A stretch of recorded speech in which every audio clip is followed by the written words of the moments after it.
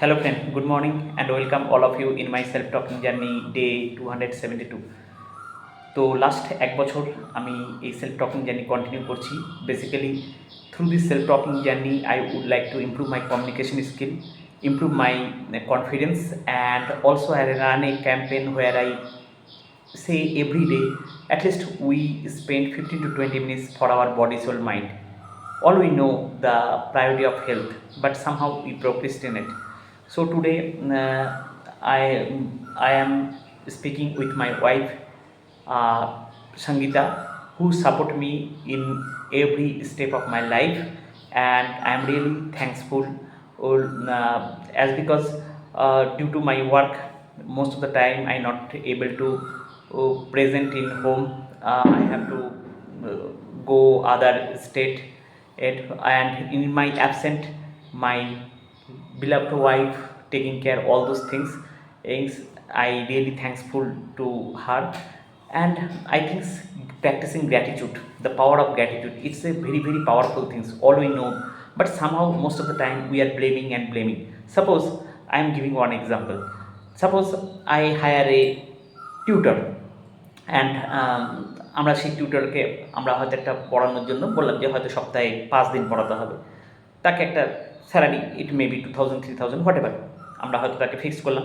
কোনো কারণে যদি সেই টিচার তার দায়িত্বটাকে পালন না করে, হয়তো 5 দিনের জায়গায় সে হয়তো 2 দিন কামাই করলো, 3 দিন কামাই করলো, তো বা হয়তো মাসে 2 দিন কামাই করলো, আমরা কিন্তু সে সেটা করছে না বা সে তার টাস্কটা কমপ্লিট করছে না।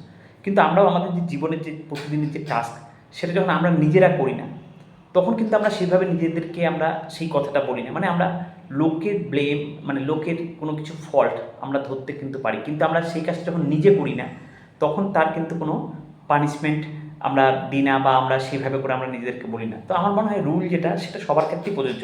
আমরা যখন আলাদা জনকে কোনো কিছুর জন্য ব্লেম করি, তো সেটা আমার মনে হয় আমাদের নিজেদেরকেও করা উচিত প্রত্যেককে। আর যাই হোক, তো সঙ্গীতা নতুন একটা স্টেপ নিয়েছে। লাস্ট কিছুদিন ধরে সে একটা পতঞ্জলি যোগাকান্ত, যেটা এখানে আমাদের ভারত সেবা মন্দির, এখানে একটা ভারত সেবাশ্রমের একটা হিন্দু, ওটার নাম কি জানো, হিন্দু একটা সংগঠন আছে, যেখানে কিনা পতঞ্জলি প্রতিদিন সকালবেলা 5:45, মানে ওই টাইম থেকে প্রায় 1 ঘন্টা মিনিমাম যোগা করায়। তো সেটা খুবই সুন্দরভাবে ওখানে যারা পরিচালনা করে, খুব সুন্দরভাবে পরিচালনা করে। আর আমার মনে হয় যোগাটা আমাদের প্রত্যেকেরই করা উচিত। 1 ঘন্টা না হোক, কিন্তু কিছু সময় আমাদের দিনের এটা করা উচিত। তো যাই হোক, তুমি এটা কয়েকদিন শুরু করেছো, তো সেটা তোমার কি মনে হয় যে এটা করে তুমি এই কয়েকদিনে কতটা নিজে কমফোর্টেবল ফিল করছো, মানে কতটা ভালো লাগছে, না মনে হচ্ছে খুব ওভারলোডেড, খুব ওভার স্ট্রেস? খুব ওভার স্ট্রেস। আচ্ছা, তো এটা করে কি মানে লাভ হওয়া সম্ভব কি সম্ভব? জানি না, আমি 5 দিন তো করছি, তারপরে তো কিছু বোঝা যায় না। আচ্ছা, তাহলে সেখানে আমাদেরকে যেটা করতে হবে, কি করতে হবে, আলটিমেট সমুদ্র মন্থন, যেটা কিনা জীবনের এক গভীর শিক্ষা। তো একটা প্রশ্ন দিয়ে শুরু করি, যে আমরা কি কখনো ভেবে দেখেছি জীবনের এত পরিশ্রম করার পরও কেন প্রথমে কষ্ট আসে, কেন সাফল্যের আগে আসে বিষ? আমরা প্রায় প্রশ্ন করি, আমি তো ঠিক পথেই চলছি, তবু কেন জীবনে আমাকে এত পরীক্ষা নিচ্ছে? আজ আপনাকে একটা প্রাচীন কাহিনী শোনাবো, যেটা আসলে কাহিনী নয়, জীবনের সবচেয়ে বাস্তব ব্লুপ্রিন্ট।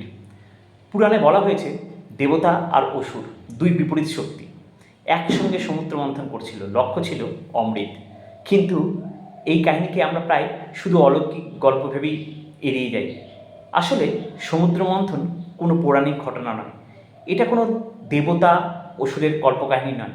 সমুদ্র মন্থন আসলে মানুষের জীবনের এক গভীর রূপক। আজ আমরা সেই রূপটাকেই ডিকোড করব, সিম্পল ল্যাঙ্গুয়েজে, মডার্ন ডে পার্সপেক্টিভে। কোনো ভারী দর্শন নেই, কোনো ধর্মীয় জটিলতা নেই, একদম বাস্তব জীবনের আলে।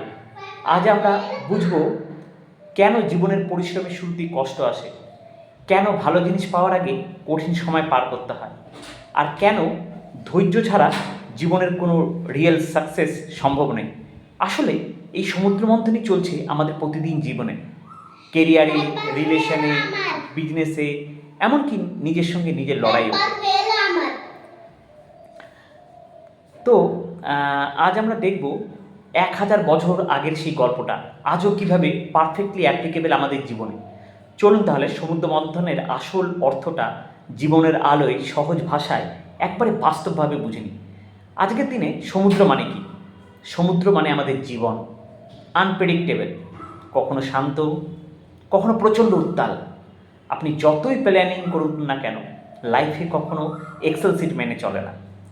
মন্থন মানে কি? মন্থন মানে শুধু পরিশ্রম নয়, মন্থন মানে daily struggle, delayed result, repeated failure, self doubt, নিজেদের প্রতি নিজেদের সন্দেহ, পেশেন্স টেস্ট, মানে নিজের সীমাকে প্রতিদিন একটু একটু করে ভাঙা। আজকের ভাষায় বললে মন্থন consistence, effort plus emotional resilience. এখন আসল প্রশ্ন, মন্থনের শুরুতে কি উঠে আসে? বিষ। And this is very important. Why poison comes first? কারণ লাইফ কখনোই রেডিমেড রিওয়ার্ড দেয় না। First comes rejection, then loss, humiliation, financial stress, relationship breakdown. এইটাই হলো হলাহল পয়জন অফ মডার্ন লাইফ। এখানেই বেশিরভাগ মানুষ কুইট করে। কেউ বলে এই কাজটা আমার জন্য না, কেউ বলে আমি আনলাকি, কেউ আবার ব্লেম করে টাইম, পিপল, সিস্টেম। আর এখানেই Shiva mindset, the first and most critical turning point. পুরাণে একটা খুব সূক্ষ্ম কিন্তু গভীর বিষয় বলা হয়েছে। শিব হলাহল বিষ পান করেছিলেন, কিন্তু লক্ষ্য করুন তিনি বিষটা গিলে ফেলেননি, তিনি বিষটাকে গলায় ধারণ করেছিলেন। এই একটি মাত্র কাজের মধ্যেই জীবনের সবচেয়ে বড় শিক্ষা লুকিয়ে আছে। এই ঘটনার আসল অর্থ কী? জীবনের শুরুতে যে ধাক্কাগুলো আসে, failure, rejection, betrayal, financial stress, emotional pain, সেগুলো কখনোই মধুর হয় না। ওগুলো জীবনের হলাহল বিষ। সংকট আসবেই, এটা এড়ানোর উপায় নেই, কিন্তু প্রশ্ন হলো তুমি সেই বিষটাকে কী করবে? Two dangerous choices people make. অনেক মানুষ বিষ গিলে ফেলে, মানে কষ্টটাকে ভিতরে জমিয়ে রাখে, রিসেন্টমেন্ট তৈরি করে, বিটারনেস নিয়ে বাঁচে। অনেক মানুষ বিষ গিলে ফেলে, মানে কষ্টটাকে ভেতরে জমিয়ে রাখে, রিসেন্টমেন্ট তৈরি করে, বিটারনেস নিয়ে বাঁচে, নিজেই নিজেকে ধ্বংস করে। Result anger, depression, ego, toxicity. শিবাজ way, the higher intelligence. Shiva দেখিয়েছিলেন বিষ নেব, কিন্তু নিজের সত্তাকে নষ্ট করতে দেব না। মডার্ন লাইফে এর মানে প্রবলেম একসেপ্ট করো, পেইন অ্যাকনলেজ করো। পেইন অ্যাকনলেজ মানে আমাদেরকে পেইনটাকে এসকেপ করার কোনো উপায় নেই, মানে আমাকে পেইনটাকে অ্যাকনলেজ করতেই হবে, রেসপন্সিবিলিটি নিতে হবে। কিন্তু বিটারনেসকে হৃদয়ে ঢুকতে দিও না, নেগেটিভিটিকে চড়তে ঢুকতে দিও না, পেইনকে পার্সোনালিটি বানিয়ে দিও না। এইটাই হলো emotional maturity. Modern definition of Shiva mindset. Modern লাইফে শিব মানে রেসপন্সিবিলিটি, আমি আমার দায়িত্ব নিজে নেব। অনারশিপ, ব্লেম গেম নেই, মানে অন্যকে খালি শুধু ব্লেম না। ইমোশনাল কন্ট্রোল, যেটা মানে pain not physical to poison inside. আমরা পয়জনটাকে ভেতরে নেব না। শিব যেমন তার কণ্ঠে ধারণ করেছিল, আমাদেরকে কণ্ঠে ধারণ করে রাখতে হবে, মানে আমাদেরকেও সেই শিবটাকে, কারণ বিষকে তো বাইপাস করার কোনো রাস্তা নেই। আর শিবা পারবে না, এক্স্যাক্টলি, সবাই শিব হতে পারবে না, কিন্তু মানুষ চাইলে পারে না এমন কিছু নয়। মানুষের মধ্যে দেব আর অসুর সব কিছু মানুষের মধ্যেই। সবাই পারবে না, মানে কিছু কিছু পারবে, তারাই হচ্ছে শিব। মানে যারা চেষ্টা করবে, আমার কথা হচ্ছে যারা চেষ্টা করবে। শিবের ভক্ত হয়, ওম নমঃ শিবায় বলে, কিন্তু এটার মানেই জানে না যে ওম নমঃ শিবায় মানেটা কি। সেটাই শিব মাইন্ডসেট বলে আমি পালাবো না, আমি অভিযোগ করব না, আমি পরিস্থিতিকে হ্যান্ডেল করব, কিন্তু নিজেকে বিষাক্ত হতে দেব না। Why this is the first turning point? কারণ যে মানুষ নিজের কষ্টের দায়িত্ব নিতে পারে কিন্তু কষ্টকে নিজের পরিচয় বানায় না, সেই নেক্সট লেভেলে যায়, হলাহল পান করে ভেঙে পড়ে না। জীবনের প্রথম যেটা মানে একদম life truth, slow, came, and deep, slow but came and deep. জীবনের প্রথম ধাক্কাগুলো তীব্র হবে, সংকট আসবেই, কিন্তু মনে রাখবেন বিষ এড়ানো যায় না, কিন্তু বিষে পরিণত হওয়া যায়। পরিণত বলতে ম্যাচিওর হওয়া যায়। কারণ আমাদের জীবনের যে প্রতিটা প্রবলেম, সমস্যা আসে, যেটা আমি মাঝে মাঝেই বলি, बादाम खाने से अक्ल नहीं बढ़ता है, अक्ल होता है ठोकर खाने से। ज़िंदगी में जब ठोकर खाता है जो, जितना उसमें ज़्यादा एक्सपीरियंस होता है उसको, तभी अक्ल। हम सोचते हैं कि बादाम खाने से अक्ल, लेकिन ठोकर खाने से भी ज़िंदगी में ट्रू अक्ल आता है। तो বিষে আমরা কী করতে পারি, ম্যাচিওর হতে পারি। তো শিব হও, বিষ গ্রহণ করো, কিন্তু তোমাকে তোমার ভিতরে রাজত্ব করতে দাও না, কিন্তু তাকে, বিষকে আমাদের ভিতরে রাজত্ব যাতে না করতে দিই। তারপর ধীরে ধীরে রত্ন উঠে আসতে শুরু করে। যে মানুষ বিষ সহ্য করতে পারে, যে মানুষ শিবের মতো বিষ গ্রহণ করে কিন্তু নিজেকে বিষাক্ত হতে দেয় না, তার জীবনে একসময় ধীরে ধীরে পরিবর্তন শুরু হয়। হঠাৎ নয়, এক রাতের মধ্যে নয়, ধীরে নীরবে কিন্তু নিশ্চিতভাবে।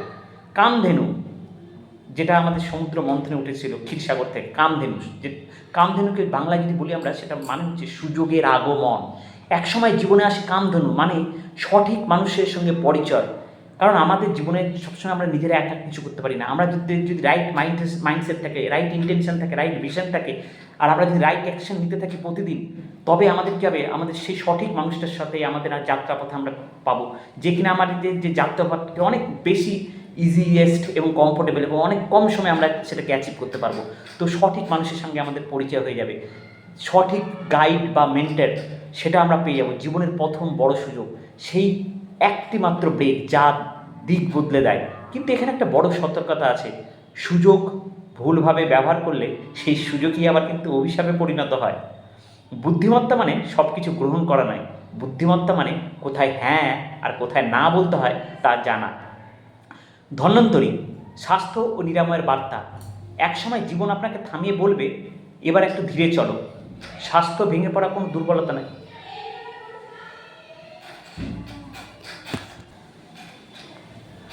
তো যাই হোক, স্বাস্থ্য ভেঙে পড়া কোনো দুর্বলতা নয়, এটা জীবনের সতর্ক বার্তা।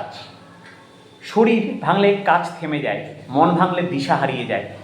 আসল সাফল্য হলো কেরিয়ার বাড়বে কিন্তু স্বাস্থ্য ধ্বংস হবে না। গতি, সম্পদ ও ভোগ সবই আসে, উন্নতির সঙ্গে সঙ্গে আসে দ্রুত গতি, অর্থ, পরিচিতি, সামাজিক মর্যাদা, বিলাস ও ভোগ।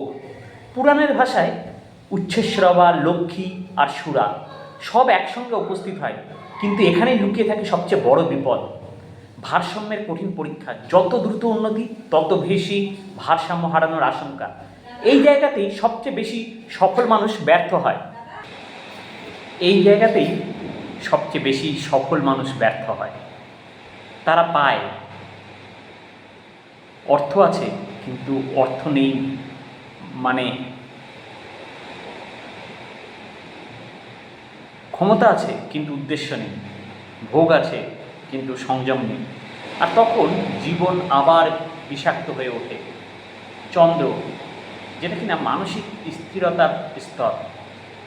যে মানুষ এই পরীক্ষাটাও পার করে, তার জীবনে আসে চন্দ্র, মানে শান্ত মন, পরিষ্কার চিন্তা, আবেগের উপর নিয়ন্ত্রণ। সে আর অন্ধকারে অন্ধভাবে ছোটে না, সে বেছে নিতে শেখে।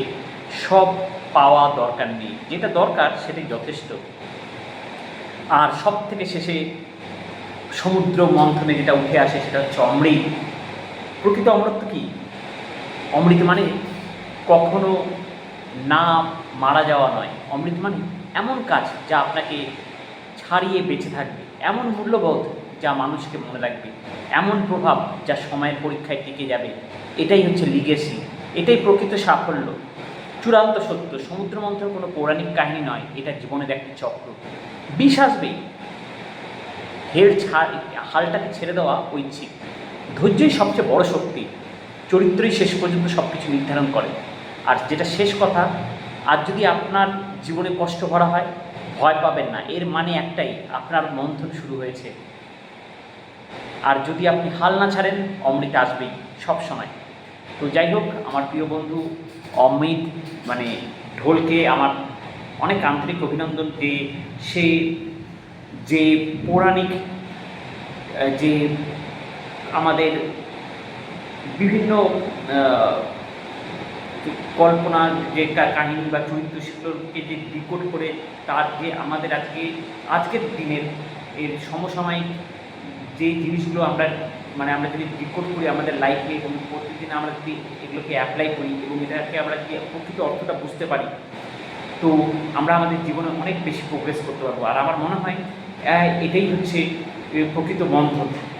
তো যাই হোক, আমাদের প্রত্যেককেই নিজেকে সেই মন্থন বা রিফ্লেকশনটা করা উচিত এবং সেটা প্রতিদিন করা উচিত, কারণ তবেই আমরা কিন্তু আমাদের নিজেদের যে হিডেন কোয়ালিটি বা ক্যাপাবিলিটি সেটাকে আমরা খুঁজে পাবো। তো আজকে আমার এখানে কালবৈশাখী হচ্ছে, একদম পুরো অন্ধকার হয়ে গেছে, একদম সমুদ্র যে সূর্যকে ঢেকে দিয়েছে অন্ধকার। তো আমাদের জীবনেও এই কালবৈশাখীর মতো কিছু কিছু সময় কিছু মুহূর্ত আছে, মনে হয় যে এইখান থেকে এই পরিবেশ এটাই যেন একদম থাকবে। এই ভয়ানক একটা কালবৈশাখীর যে মূর্তি, যে ভয়াবহ ঝঞ্ঝাট, একদম সব সমুদ্র সূর্যকে গ্রাস করে নেওয়া, প্রকৃতির এক মানে আলাদা রকম একটা কী বলবো, যে যে চরিত্র আমরা যেটাতে খুব ভয়ের একটা সঞ্চার হয় এবং এটাই স্বাভাবিক। কিন্তু কোনো কিছুই পার্মানেন্ট না, যে কোনো কিছু আবার সেই কালবৈশাখী থেমে যাবে, আবার আমাদের জীবনে কিন্তু সেই জায়গা আছে। সেই সময়টা নিজেদেরকে ঠিক করে রাখাটাই জীবনে বড় কথা। হ্যাঁ, কিছু জিনিস অনেক সময় অনেক কিছু হয়, কিন্তু তারপরেও আমাদের হাল না ছেড়ে সামনের দিকে এগিয়ে যাওয়া, এটার নামই জীবন। তো I wish all of you stay healthy and happy, and thank you so much, bye bye, take care.